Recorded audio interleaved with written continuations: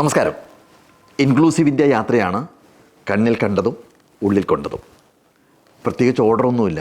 മനസ്സിൽ തോന്നുന്ന കാര്യങ്ങൾ, ഓർമ്മയിലുള്ള കാര്യങ്ങൾ ഇങ്ങനെ വിളിച്ചു പറയുന്നത് മാത്രമേ ഉള്ളൂ. ഗോളിയോറിൽ നിന്ന് നിങ്ങൾ പുറപ്പെടുമ്പോൾ അവിടുത്തെ സംഘാടകനായ സലിൻ കുമാരൻ ഞങ്ങളോട് പറഞ്ഞു, നിങ്ങൾ പോകുന്ന വഴിക്കാണ് ചമ്പൽക്കാട്, അത് കാണാതെ പോകരുതേ എന്ന്. ഈ ഫൂലൻ ദേവിയും ചമ്പൽക്കാട്ടിലെ കൊള്ളക്കാരും ഒക്കെ പെട്ടെന്ന് ഇങ്ങനെ മനസ്സിലേക്ക് കയറി വരികയാണ്. യാത്രയിൽ മുഴുവൻ ഞങ്ങളുടെ ചർച്ച ചമ്പൽക്കാടിനെ കുറിച്ചായിരുന്നു. മുമ്പ് മാതൃഭൂമിയിലെ ഫോട്ടോ എഡിറ്ററായിരുന്ന AK ബിജുരാജ് മാതൃഭൂമിയിൽ വന്ന ഒരു വാർത്തയെക്കുറിച്ച് അദ്ദേഹം പറയാൻ തുടങ്ങി. സംഭവം ഇൻട്രസ്റ്റിംഗ് ആണ്. ചമ്പൽക്കാട്ടിൽ ഒരു കാലത്ത് വിഹരിച്ചിരുന്ന കൊള്ളക്കാരുടെ ജീവചരിത്രം ഒരു മ്യൂസിയം ആകാൻ പോകുന്നു എന്നതാണ് സംഭവം.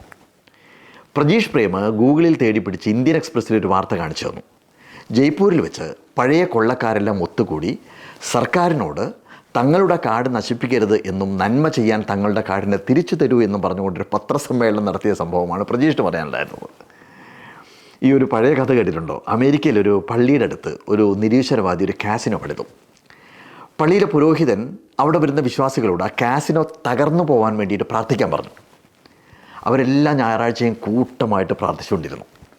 ഒരു ദിവസം അമേരിക്കയിൽ ഒരു ഹരിക്കെയിൻ, ഒരു കൊടുങ്കാറ്റ് ആഞ്ഞടിച്ചപ്പോൾ കൂട്ടത്തിൽ ആ കാസിനോ തകർന്നടിഞ്ഞു പോയി. കോടതിയിൽ വന്ന കേസ് ഫയൽ കണ്ട് ജഡ്ജി ഞെട്ടിപ്പോയി.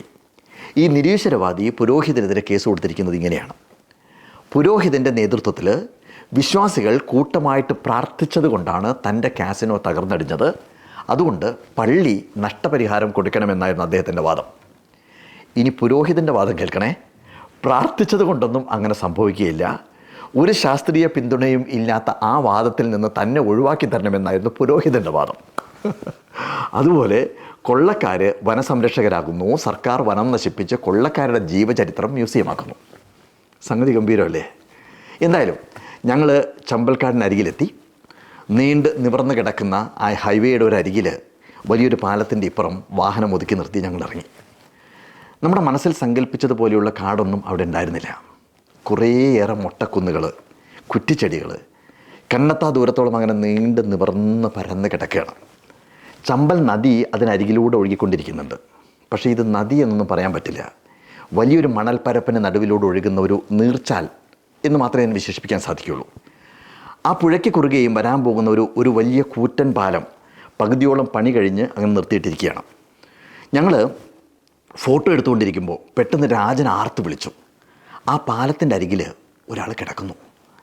ആ 4 വരി പാതയിലൂടെ അങ്ങോട്ടും ഇങ്ങോട്ടും കുതിച്ചു പായുന്ന വാഹനങ്ങളിലെ യാത്രക്കാരൊന്നും കാണാതെ ചമ്പൽക്കാട് കാണാൻ നിർത്തിയത് കൊണ്ട് മാത്രം ഞങ്ങൾക്ക് കാണേണ്ടി വന്ന ഒരു സത്യം: ആരോ ഒരാൾ അവിടെ കിടക്കുകയാണ്. ചെറിയ ഭക്ഷണപ്പൊതിയും മദ്യക്കുപ്പി അരികിലുണ്ട്. ഓഷോ പറയുന്നുണ്ട്, മരങ്ങൾക്കെന്ന പോലെ മനുഷ്യനും ജീവിക്കാൻ വേരുകൾ വേണം, വളരാനും ഇലപ്പടർപ്പുകൾ ഉണ്ടാവാനും പൂക്കാനും ഫലങ്ങൾ ഉണ്ടാകാനുമൊക്കെ തുറന്ന ആകാശം വേണം.